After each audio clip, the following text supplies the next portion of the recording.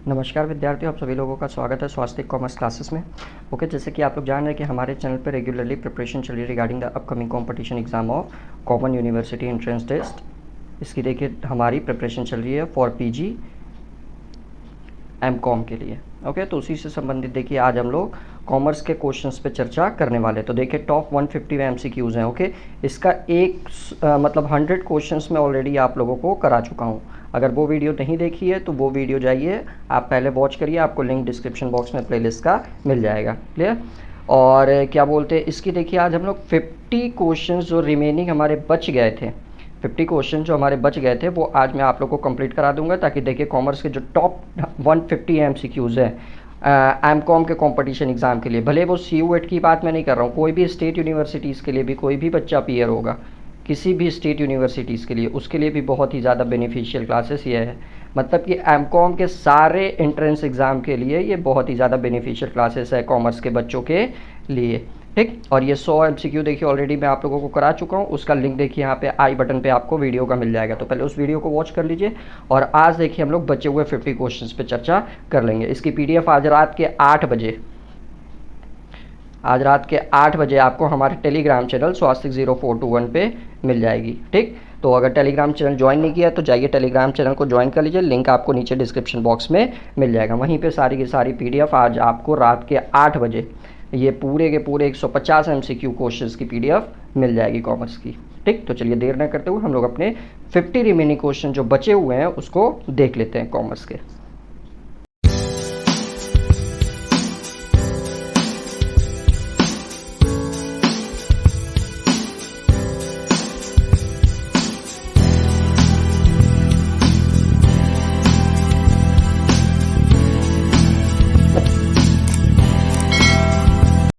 तो देखिए आज का हमारा जो क्वेश्चन नंबर 101 है, मतलब हमारा पहला क्वेश्चन ही देखिए 101 से शुरू होगा, क्योंकि 100 क्वेश्चंस में ऑलरेडी आप लोगों को करा चुका हूँ। तो देखिए आज का पहला हमारा 101वां क्वेश्चन क्या कह रहा है आपसे कि मैच द फॉलोइंग, यानी कि लिस्ट 1 को देखिए लिस्ट 2 के साथ आपको क्या करना है, मैच करना है। तो सबसे पहला देखिए दिया हुआ है आपका क्लासिक स्टाइल, फिर ट्रांसफॉर्मेशनल स्टाइल, फिर transactional style and situational style. Clear? अब इसको हमको मैच करना है। रिक्वायर्ड स्ट्रॉन्ग विजन, तो देखिए ट्रांसफॉर्मेशनल स्टाइल के लिए हमको एक स्ट्रॉन्ग विजन की ज़रूरत होती है, तो इसका तो एक बन जाएगा।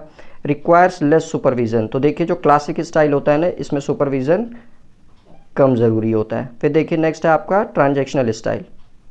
तो ट्रांजेक्शनल स्टाइल में देखिए जो आपका होगा वो देखिए does not well in all situation, ये सारे सिचुएशन में समान मतलब सही नहीं सिद्ध होता है। और डी में देखिए आपका सिचुएशनल स्टाइल था, तो leader changes the style according to the situation. Situational से ही देखिए इसको आप लोग पकड़ सकते थे। तो यानी कि आपका देखिए आंसर बनेगा 3142। तो आइए चेक कर लेते हैं। तो इसका देखिए आपका 3142 will be answer. Question number 102 देखिए अब आपसे क्या कह रहा है, मैनेजमेंट क्या होता है, आर्ट, साइंस, प्रोफेशन या ऑल ऑफ दीज। जल्दी बताइए मैनेजमेंट क्या होता है, आर्ट, साइंस, प्रोफेशन या ऑल ऑफ दीज। तो देखिए मैनेजमेंट जो होता है वो ये तीनों होता है, that means all of the above.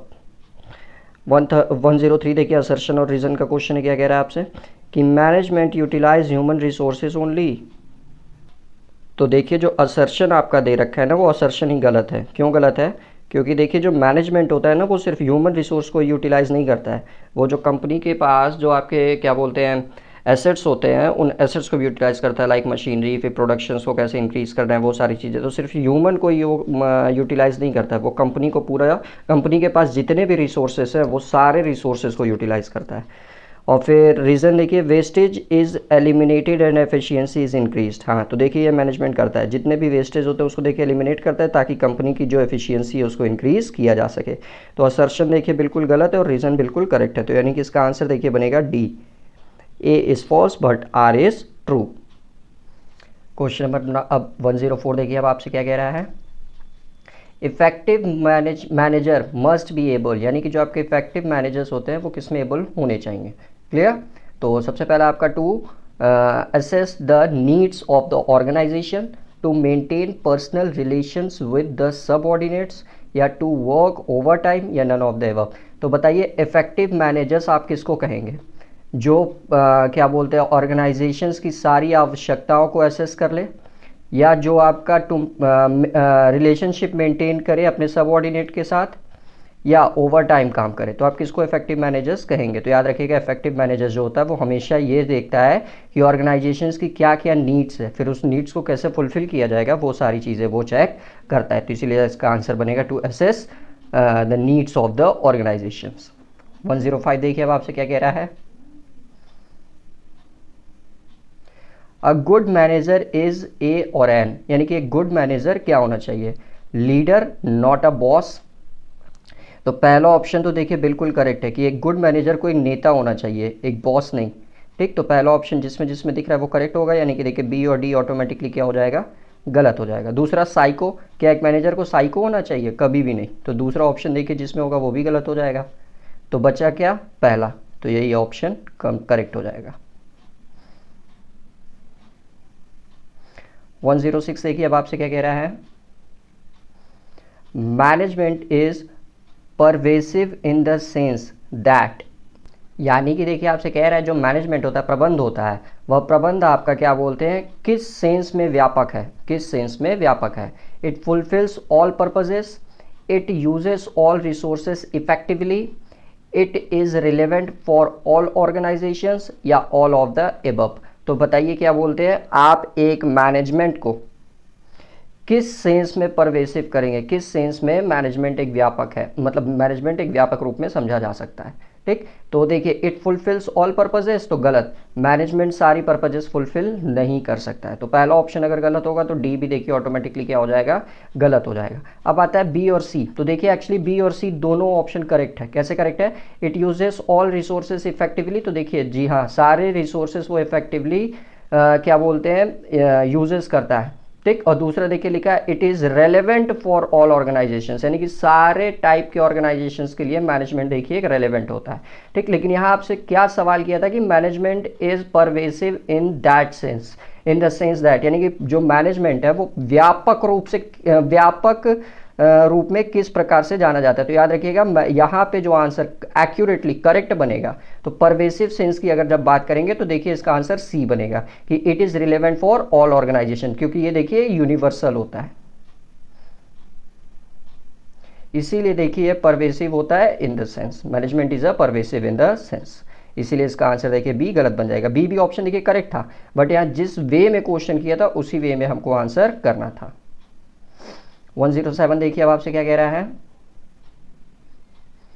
All managerial functions are settled by managers with the tool of, यानी कि जो मैनेजरियल फंक्शंस होते हैं, यानी कि प्रबंध की देखिए जो क्रियाएं होती हैं वो मैनेजर्स द्वारा किस माध्यम से क्या बोलते हैं की जाती हैं, यानी कि मैनेजमेंट की क्रियाएं, प्रबंध की क्रियाएं मैनेजर्स द्वारा किस माध्यम से की जाती हैं।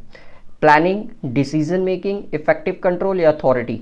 तो बताइए जो मैनेजरियल फंक्शंस होता है वह किसके द्वारा सेटल किया जाता है, managers are settle with managers with the tools of. तो याद रखिएगा मैनेजर्स जो होते हैं वो डिसीजन के लिए बनाए जाते हैं, मैनेजर्स जो होता है उनका मेन काम होता है डिसीजन मेकिंग का, तो इसीलिए देखिए उनका जो मेन फंक्शंस पे आ जाएगा वो डिसीजन मेकिंग के साथ ही मैनेजर्स अपनी क्रियाओं को कार्यान्वित करते हैं। 108 देखिए अब आपसे क्या कह रहा है। मैनेजमेंट प्रोवाइड्स, मैनेजमेंट आपको क्या प्रोवाइड कराता है, न्यू आइडिया, विजन, इमेजिनेशन या ऑल ऑफ दीज। तो बताइए एक मैनेजमेंट क्या प्रोवाइड कराता है। तो आप सब जानते हैं मैनेजमेंट एक न्यू आइडिया भी प्रोवाइड कराता है, विजन भी प्रोवाइड कराता है और इमेजिनेशन भी प्रोवाइड कराता है। दैट मीन्स इसका आंसर देखिए ऑल ऑफ द एबव बन जाएगा। नेक्स्ट क्वेश्चन की तरफ बढ़ते हैं हम लोग।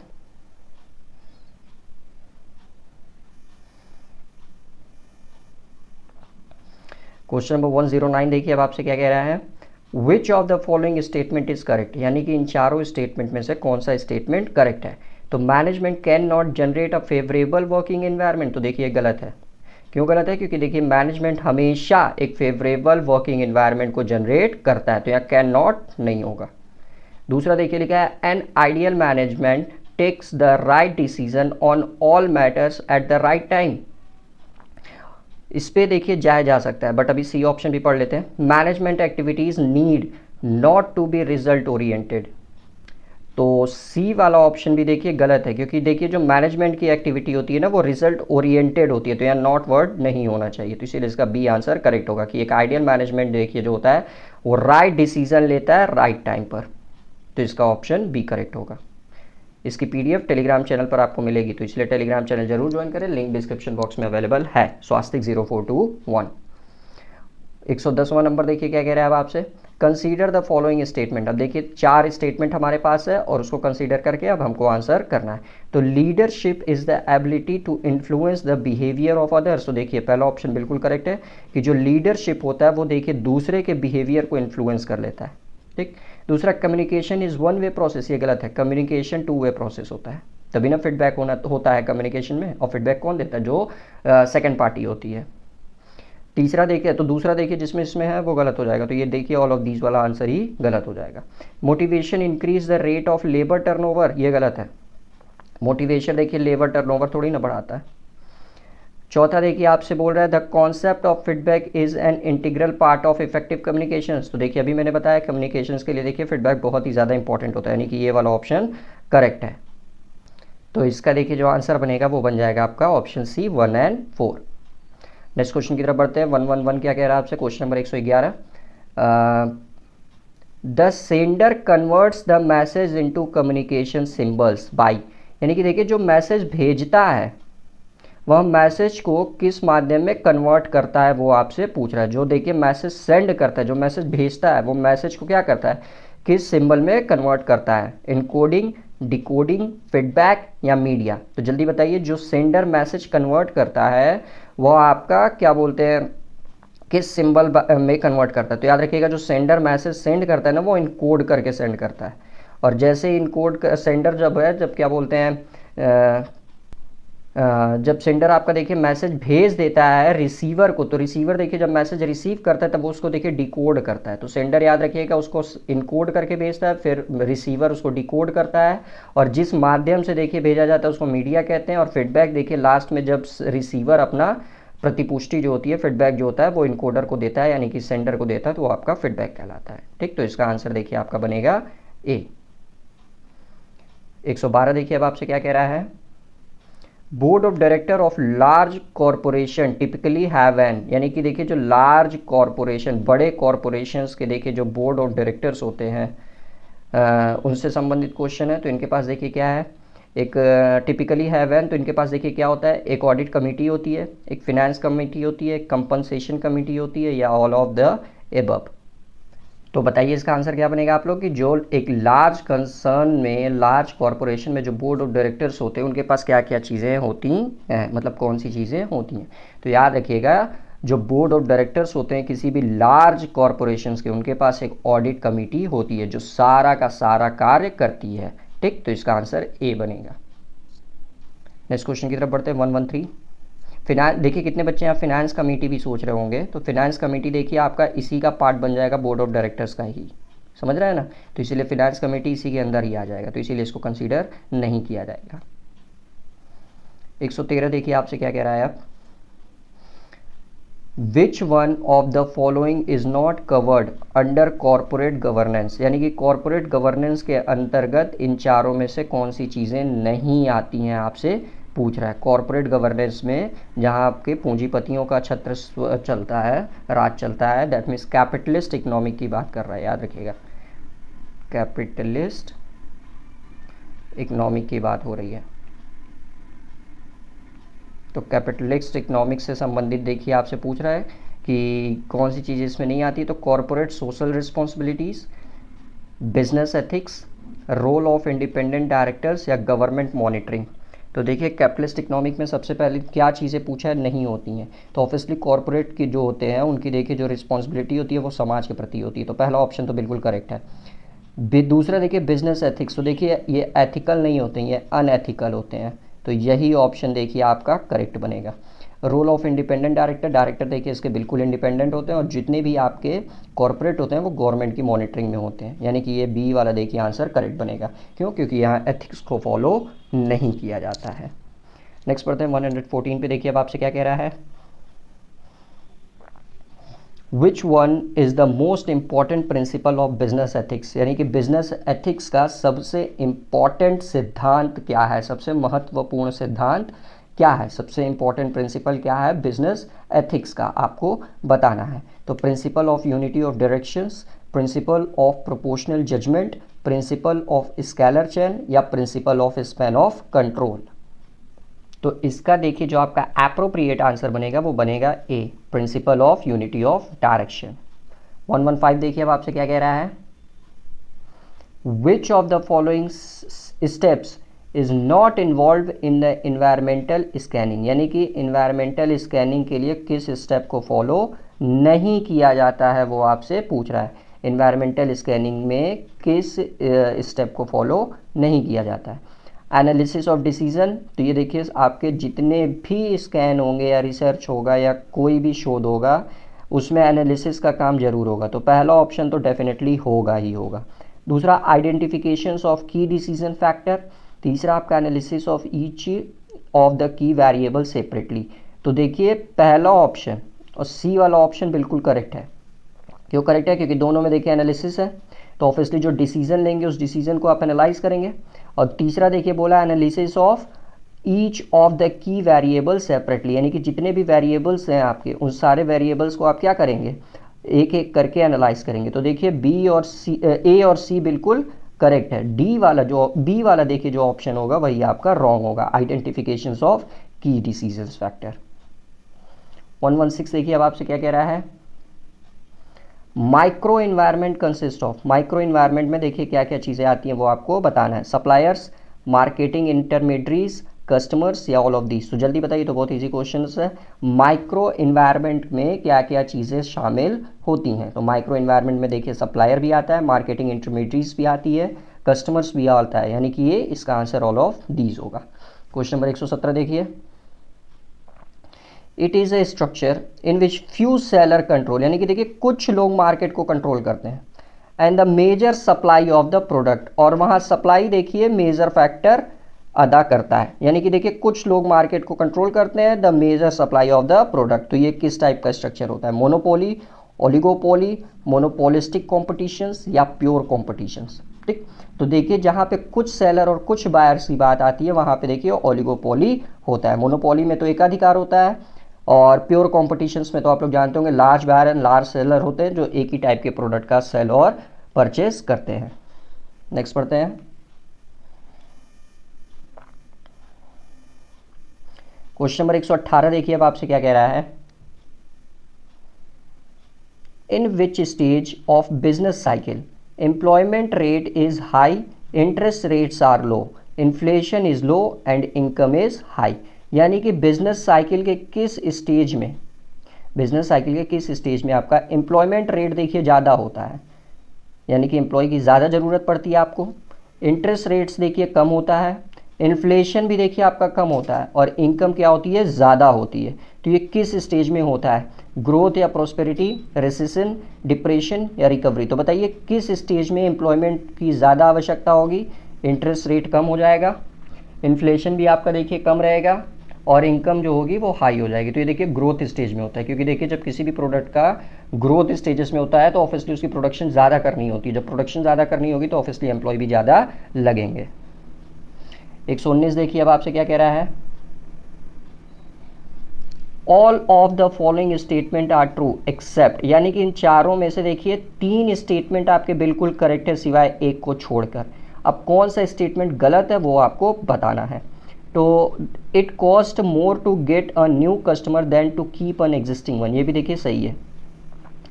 क्या कह रहा है इसमें आपसे कि देखिए जो नए कस्टमर को पाने की देखिए जो लागत होती है वह आपका एग्जिस्टिंग कस्टमर से ज़्यादा होती है, मतलब एग्जिस्टिंग कस्टमर्स को बनाए रखने से ज़्यादा होती है। तो बिल्कुल सही है। Marketers that can retain more customers by satisfying them better than competitors will have profitable products in the long run and not just the short run। तो ये भी देखिए ऑप्शन बिल्कुल क्या है, करेक्ट है, क्योंकि जो देखिए मार्केटर्स होते हैं, विपणनकर्ता होते हैं, ये चाहते हैं कि वो अपने कस्टमर्स को ज़्यादा से ज़्यादा देखिए सेटिस्फाई रख सके अपने कॉम्पिटिटर की अपेक्षा, जिससे कि देखिए they will have profitable products, जिससे उनको देखिए प्रॉफिटेबल प्रोडक्ट्स मिल सके लॉन्ग रन के लिए, शॉर्ट रन के लिए नहीं। तो ये देखिए बी भी बिल्कुल करेक्ट है।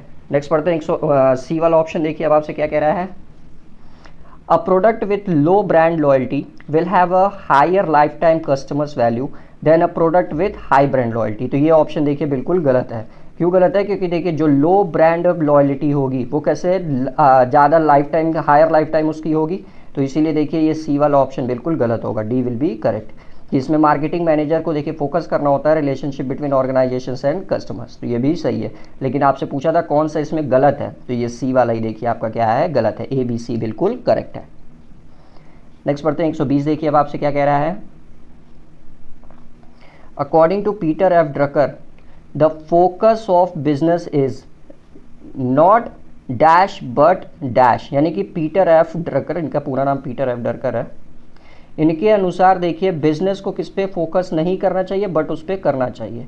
Customers profit, profit customers, profit new marketers या न्यू मार्केटर्स कस्टमर्स। तो देखिए जो बिजनेस होता है, ठीक, उसको प्रॉफिट पे प्रॉफिट पे देखिए फोकस नहीं करना चाहिए बट कस्टमर्स पे करना चाहिए, तो इसका बी आंसर करेक्ट होगा। 121 देखिए आपसे क्या कह रहा है। आप फाइंड ट्रू स्टेटमेंट, सही स्टेटमेंट आपको बतानी है। Marketing waste the employees time, बिल्कुल गलत। Marketing is not required in India due to its vast population, ये भी गलत, क्योंकि जहाँ देखिए पॉपुलेशन ज़्यादा होती है मार्केटिंग की भी नीड वहीं सबसे ज़्यादा होती है। क्यों? क्योंकि जितने भी आपके ब्रांड होती हैं, कंपनीज होती हैं, आपको ज़्यादा से ज़्यादा अपने प्रोडक्ट को बेचना होता है, इसलिए। नेक्स्ट देखिए सी आपसे क्या कह रहा है। मार्केटिंग इन्वॉल्व्स एडिशनल वर्क, ये भी गलत है। मार्केटिंग इन्वॉल्व्स टीम वर्क, ये देखिए बिल्कुल करेक्ट है। मार्केटिंग हमेशा देखिए टीम वर्क पे काम करता है। 122वां देखिए अब आपसे क्या कह रहा है। Social marketing concept is based upon, जो सोशल मार्केटिंग कॉन्सेप्ट होता है वो किस पे बेस्ड होता है। Large target market with active buyers, ये गलत है। और बी देखिए क्या कह रहा है। Customer satisfaction and customer welfare, तो सोशल मार्केटिंग देखिए इसमें ऐसे नहीं होता है, क्योंकि सोशल मार्केटिंग में देखिए आपको प्रोडक्ट बहुत अच्छा अच्छा दिखाकर कुछ भी सब बेच देते हैं, तो ये भी गलत है। Realisation of maximum profit through service of society, ये देखिए करेक्ट है। सोशल मार्केटिंग का हमेशा मेन मोटिव यही होता है कि ज़्यादा से ज़्यादा प्रॉफिट अर्न किया जा सके सोसाइटी को सर्विसेज प्रोवाइड करा के। 122 के बाद से 123 देखिए आपसे क्या कह रहा है। The financial plan of a corporation has a twofold aspects, it refers not only to the capital structure of the corporation but also the financial policies which the corporation has adopted or internals to adopted. The definition is given by, यानी कि ये definition देखिए किसके द्वारा दी गई है, आपको बस ये बताना है। तो ये देखिए रटने वाला क्वेश्चन है, तो ये याद रखिएगा, वॉकर एंड बॉगन द्वारा दिया गया ये डेफिनेशन। 124वां देखिए आपसे क्या कह रहा है। Dash is long term planning for marketing and financing पर्पस्ड capital outlays, यानी कि इन चारों में से कौन सा आपका लॉन्ग टर्म प्लान सेट करता है for making actually for marketing होना चाहिए, for marketing and financing purpose की वजह से, ठीक। तो कौन सा इन चारों में से आपका लॉन्ग टर्म प्लान सेट करता है। Capital budgeting, working capital management, planning for capital. तो देखिए जो लॉन्ग टर्म प्लानिंग होती है ना वो हमेशा कैपिटल बस्टिंग होती है, क्योंकि कैपिटल बस्टिंग हमेशा लॉन्ग टर्म प्लान पे बेस्ड होता है।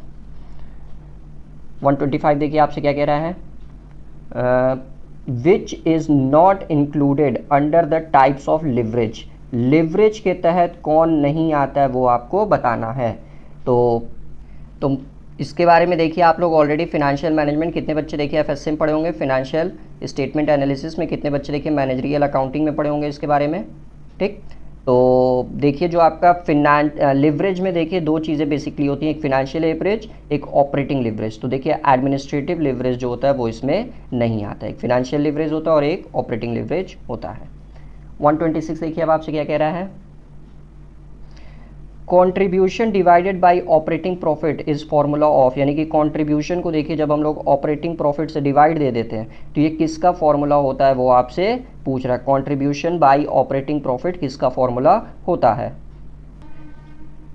Financial leverage, combined leverage, operating leverage या नन ऑफ दीज। तो बताइए कंट्रीब्यूशन अपॉन ऑपरेटिंग प्रॉफिट ये किसका फॉर्मूला होता है। तो ये याद रखिएगा आपका ऑपरेटिंग लिवरेज का फॉर्मूला होता है, ठीक। और देखिए फिनेंशियल लिवरेज और जब ऑपरेटिंग लिवरेज को एक साथ मिला दिया जाता है ना आपका, तब जाके कंबाइंड लिवरेज बनता है। तो इसलिए देखिए कितने जगह टाइप्स ऑफ लिवरेज में 3 प्रकार के लिवरेज आप लोगों को पढ़ाए गए होंगे, एक फिनेंशियल लिवरेज पढ़ाया गया होगा, एक ऑपरेटिंग लिवरेज पढ़ाया गया होगा और एक कंबाइंड लिवरेज पढ़ाया गया होगा।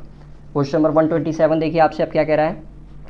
विच is not the long term source of working capital, यानी कि वर्किंग कैपिटल का इन चारों में से कौन सा लॉन्ग टर्म सोर्स नहीं है। वर्किंग कैपिटल का इन चारों में से कौन सा लॉन्ग टर्म सोर्स नहीं है? Retained earnings, long term debts, issue of shares या प्रोविजन फॉर टैक्सेशन। तो जल्दी बताइए, बहुत इजी क्वेश्चन है कि इन चारों में से कौन सा आपका लॉन्ग टर्म सोर्स नहीं है वर्किंग कैपिटल का? तो देखिए प्रोविजन फॉर टैक्सेशन ये शॉर्ट टर्म के लिए होता है, not for a long term, तो इसीलिए ये आंसर करेक्ट होगा। नेक्स्ट पढ़ते हैं।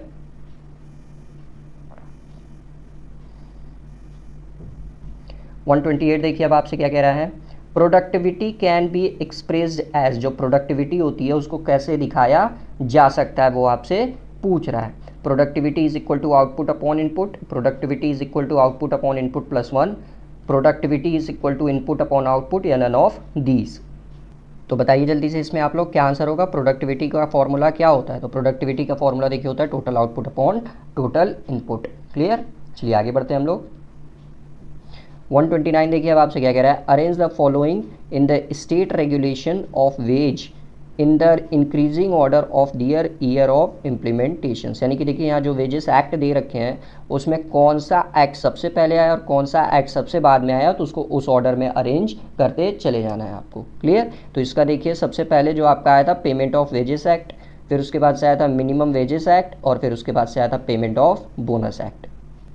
ये देखिए आपका जो आया था वो आया था 1936 में, ये देखिए जो आपका आया था 1948 में, और ये देखिए जो आपका आया था वो आया था 1965 में। ओके, तो सबसे पहले देखिए आया आपका पेमेंट ऑफ वेजेस एक्ट, फिर मिनिमम वेजेस एक्ट, फिर पेमेंट ऑफ बोनस एक्ट, यानी कि 2 1 3 विल बी आंसर। 130 की तरफ बढ़ते। 130 देखिए आपसे क्या कह रहा है। डिसएडवांटेजेस ऑफ ESOPs, यानी कि एम्प्लॉय स्टॉक ओनरशिप प्लान का कौन सा इसमें डिसएडवांटेजेस है वो आपको बताना है। ठीक? They help corporate traders, they affect sales growth, they help divest unprofitable operations या नन ऑफ दीज। तो बताइए ESOP employ stock ownership plan का इसमें से कौन सा डिसएडवांटेजेस है? तो ये देखिए पहला डिसएडवांटेजेस है दे हेल्प कॉर्पोरेट ट्रेडर्स। 131 देखिए अब आपसे क्या कह रहा है। FDI beyond 49% but up to 74% in private banking sector of India is allowed through, यानी कि प्राइवेट बैंकिंग सेक्टर्स में जो FDI है वो देखिए 49% से ज़्यादा हो लेकिन 74% से कम हो। फॉरेन डायरेक्ट इन्वेस्टमेंट 49% से ज़्यादा हो बट 74% से कम हो, किसमें? प्राइवेट बैंकिंग सेक्टर्स में। तो ये किसके द्वारा भारत में अलाउ किया जाएगा वो आपसे पूछ रहा है। तो ये देखिए automatic route, government route, both A B या नन ऑफ दीज। तो ये देखिए हमेशा गवर्नमेंट रूट के द्वारा ही अलाउ किया जाएगा किसी भी प्राइवेट बैंकिंग सेक्टर्स में जिसमें FDI आपकी देखिए 49% से ज़्यादा हो बट 74% से कम। 132 देखिए अब आपसे क्या कह रहा है।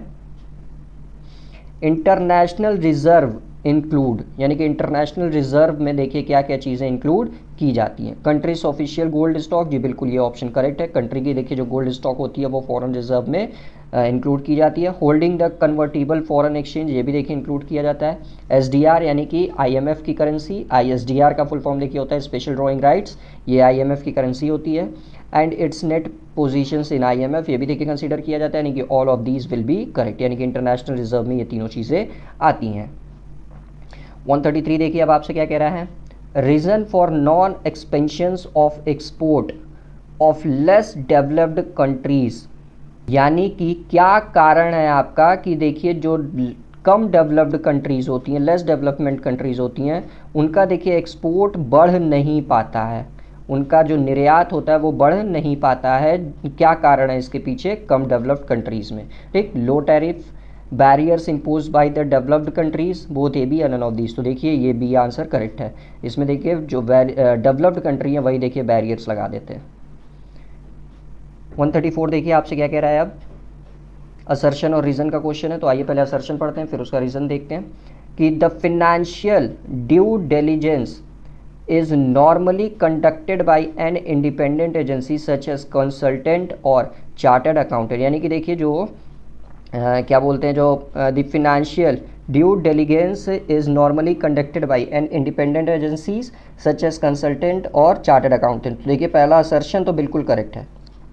आइए इसका रीज़न देख लेते हैं। Before the due diligence process start, a non disclosure agreement is signed between the parties and concern. तो ये भी ऑप्शन देखिए बिल्कुल करेक्ट है, क्योंकि एग्रीमेंट साइन करना मैंडेटरी होता है। तो और इसका देखिए डेफिनेशंस भी बता रहा है, तो इसीलिए इसका आंसर ए करेक्ट होगा कि both A and R correct, both A and R correct, और R is the correct explanation of A also.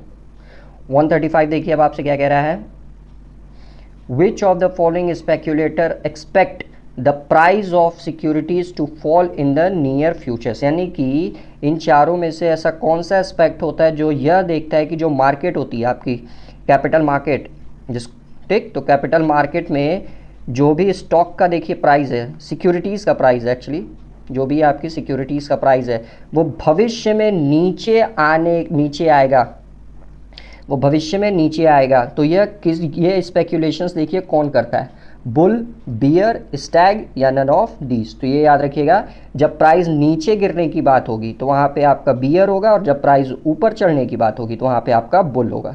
तो यहाँ देखिए प्राइस नीचे गिरने की बात हुई थी, फॉल, तो इसीलिए यहाँ पे बियर आंसर करेक्ट होगा।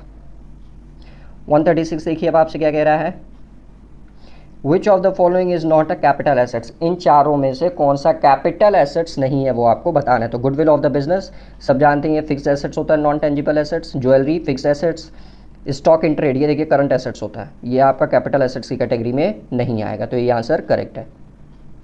137 देखिए आपसे क्या कह रहा है, a citizen of India who goes abroad for the purpose of employment must stay in India become resident at least. यानी कि अगर कोई भारत का नागरिक विदेश जाता है, अब्रॉड जाता है काम के पर्पज से, तो उसको भारत का निवासी बनने के लिए, याद रखिएगा निवासी बोल रहा हूँ, नागरिक नहीं, तो भारत का उसको निवासी बनने के लिए कम से कम पीवाई यानी कि प्रीवियस ईयर में कितने दिन भारत में रहना चाहिए। तो वो देखिए मिनिमम है 182 डेज, तब जाके वो भारत का निवासी माना जाएगा।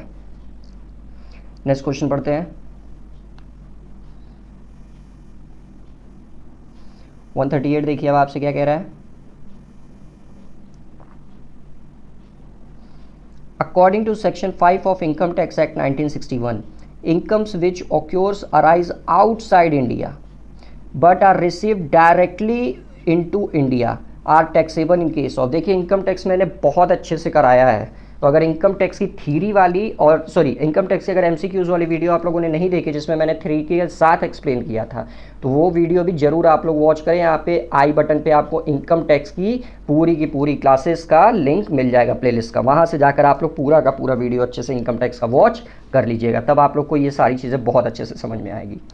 तो फिलहाल देखिए जो आपसे बोल रहा है कि जो सेक्शन 5 है इनकम टैक्स एक्ट 1961 का, वो देखिए ऐसे इनकम की बात कर रहा है जो देखिए ऑक्योर्स तो भारत के बाहर हुई बट रिसीव्ड आपको इंडिया में हो रही है, तो ये किसके लिए टैक्सेबल है। ठीक, देखिए ये इनकम आपकी भारत के बाहर जनरेट हो रही है, ऑक्योर हो रही है, बट रिसीव्ड इंडिया में हो रही है, तो ये किसके लिए टैक्सेबल है वो आपको बताना है। Resident only, both ordinarily resident and not ordinarily resident, non resident या ऑल ऑफ द एबव। तो किसके लिए देखिए होगा आपका, तो देखिए इनकम एक्चुअली आपको जनरली मिल कहाँ रही है, भारत में ना, तो जब भारत में मिल रही है तो ये देखिए सबके लिए टैक्सेबल बनेगा। 139 देखिए आपसे क्या कह रहा है, which are money market instruments. इन चारों में से इन पांचों में से कौन सा आपका मनी मार्केट का इंस्ट्रूमेंट है वो आपको बताना है। शॉर्ट टर्म बिल्कुल मनी मार्केट का होता है, वेरी लिक्विडिटी, हाँ तुरंत इसको कैश में बदलने का वो भी होता है, तो ये भी कन्वर्ट की मतलब कैश में कन्वर्टेबल होता है तुरंत ही, तो ये भी करेक्ट है। R usually sold in large dominations, ये भी देखिए करेक्ट है। हैव लो डिफॉल्ट रिस्क, ये भी करेक्ट है। और मैच्योर इन 1 ईयर और लेस, तो ये पांचों के पांचों ऑप्शन देखिए करेक्ट है, तो इसलिए इसका आंसर भी बन जाएगा ऑल ऑफ दीज। 140वां देखिए आपसे क्या कह रहा है, OTCEI that means over counter exchange of India, over counter exchange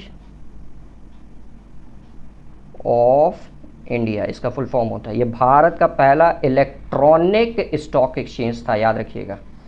तो ये फिलहाल क्या है, OTCEI automatic submarine of China, बिल्कुल गलत, स्टॉक एक्सचेंज की बात हो रही है। इकोनॉमिक पॉलिसी ऑफ यूएस, ये भी देखिए क्या हो जाएगा, बिल्कुल गलत। एन इंडियन शेयर मार्केट, तो अभी देखिए मैंने बताया भारत की सबसे पहली इलेक्ट्रॉनिक स्टॉक एक्सचेंज था नहीं मतलब है, भारत में अब तक कितने स्टॉक एक्सचेंज ऑपरेट कर रहे हैं, जरा कोई बता सकता है कमेंट में आंसर करके? कमेंट में आंसर करके बताइए, भारत में कुल कितने स्टॉक एक्सचेंज है? भारत में कुल कितने stock exchange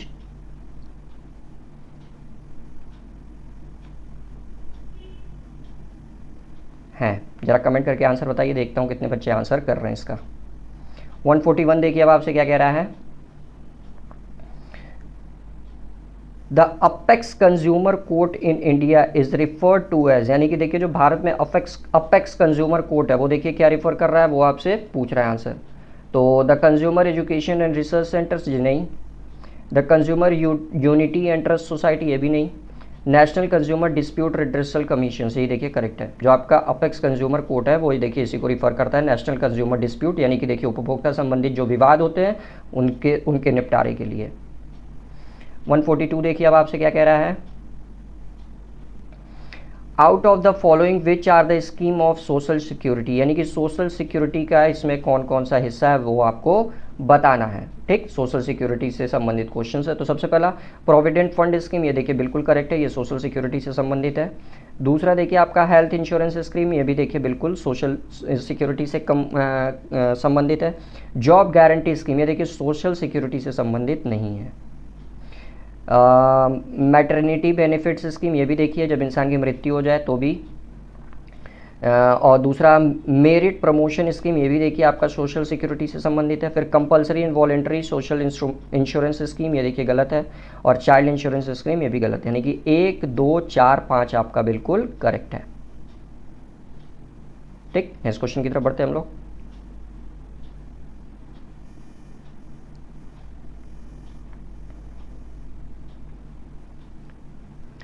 RBI ensures that bank operates within the set norms by conducting dash inspection and dash monitoring, यानी कि RBI देखिए इंश्योर करता है कि जो बैंक्स आपके ऑपरेट कर रहे हैं वो जो नॉर्म्स यानी कि रूल्स रेगुलेशन सेट किए गए हैं वो याद रखिएगा ऑन साइट इंस्पेक्शन करें एंड ऑफ साइट उसकी मॉनिटरिंग करें। तो इसका ए देखिए करेक्ट हो जाएगा।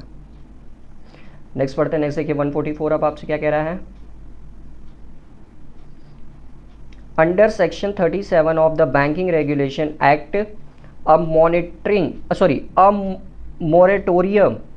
moratorium order can be issued by High Court for a maximum total period of, यानी कि देखिए जो मोरेटोरियम ऑर्डर होता है,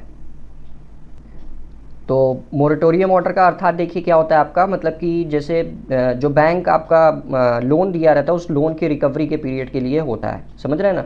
उसी को जो हाई कोर्ट द्वारा आपका देखिए जारी किया जाता है उसी को, मतलब ये एक्चुअली RBI द्वारा आपका इस नियम को बनाया गया है। ठीक, जो बैंकिंग रेगुलेशन एक्ट में डायरेक्टली इन्वॉल्व हो गया।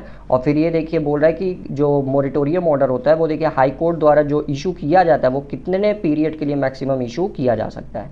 तो देखिए मैक्सिममली 6 मंथ्स के लिए इशू किया जा सकता है। तो याद रखिएगा मोरेटोरियम ऑर्डर हाई कोर्ट द्वारा मैक्सिममली 6 महीने के लिए इशू किया जा सकता है। 145 देखिए अब आपसे क्या कह रहा है। बॉन्ड्स और debenture issued by securitisations company should bearer interest not less than, यानी कि देखिए अगर किसी सिक्योरिटाइजेशंस कंपनी द्वारा कोई बॉन्ड्स या डिबेंचर इशू किया जा रहा है तो उसका देखिए जो इंटरेस्ट होना चाहिए उस पर वो कम कितने % से कम नहीं होना चाहिए, आपसे पूछ रहा है। ठीक, तो ये देखिए आपका 1.5% ओवर द बैंक रेट हमेशा होना चाहिए, बैंक रेट से 1.5% ज़्यादा। 146 देखिए आपसे क्या कह रहा है अब। Section 131 of negotiable instrument act extend protection to the, यानी कि देखिए जो सेक्शन 131 है आपका नेगोशिएबल इंस्ट्रूमेंट एक्ट का वो देखिए किसको प्रोटेक्शन प्रोवाइड कराता है, उससे संबंधित क्वेश्चन है। Collective bankers, paying bankers, advising bankers या कन्फर्मिंग बैंकर्स। तो ये देखिए जो सेक्शन 131 नेगोशिएबल इंस्ट्रूमेंट एक्ट है ये आपका देखिए प्रोटेक्शन प्रोवाइड कराता है कलेक्टिंग बैंकर्स को। नेक्स्ट पढ़ते हैं 147। When a consumer by a letter has advised the bank not to honor or pay a particular check, then such letter is called, यानी कि देखिए आपसे कह रहा है कि जब कस्टमर एक लेटर द्वारा यह एडवाइस देता है किसको, बैंक को, कि आप भैया चेक को ऑनर मत करिए या चेक देखिए आपका पे मत करिए टू अ पर्टिकुलर पर्सन्स, तो इस टाइप के लेटर्स को जो ये लेटर लिख के देगा बैंक को उस टाइप के लेटर्स को क्या कहा जाएगा? कैंसिलेशन लेटर, ग्रेनिशियल लेटर या मैंडेट या नन ऑफ दीज? तो बताइए जल्दी से, इसका आंसर क्या होगा आप लोगों का कि जब एक कस्टमर ही बैंक को एडवाइस करता है कि उस चेक को आप क्या करिए, पेमेंट मत करिए, तो ये आपका किस टाइप का लेटर कहलाएगा? तो इसमें से देखिए ये actually none of these answer बनेगा, क्योंकि इस टाइप के लेटर को याद रखिएगा जो बोलते हैं वो बोलते हैं स्टॉप पेमेंट लेटर। याद रखिएगा इस टाइप के लेटर को बोला जाता है स्टॉप पेमेंट लेटर। क्लियर? चलिए नेक्स्ट पढ़ते हैं 148। देखिए आपसे क्या कह रहा है, flow of foreign loans and investment affects, यानी कि जो फॉरेन लोन्स होता है और इन्वेस्टमेंट होता है वो किसको अफेक्ट करता है वो आपको बताना है। Trade balance, current account balance, capital account balance या नन ऑफ दीज? तो याद रखिएगा फॉरेन लोन और इन्वेस्टमेंट जो होता है वो आपका कैपिटल अकाउंट बैलेंस को इफेक्ट करता है।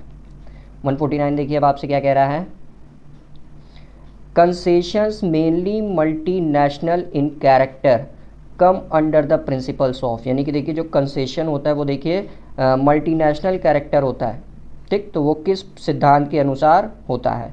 Non discriminations, reciprocity, market access या फेयर कॉम्पिटिशंस? ठीक, तो देखिए जो कंसेशंस होता है जो आपका mainly multinational in character come under the principle of reciprocity. Okay, last question देखिए आज का हमारा क्या कह रहा है, from the following identify the one which is not a commercial counter trade, यानी कि इन चारों में से कौन सा आपका कमर्शियल काउंटर ट्रेड नहीं है वो आपको बताना है।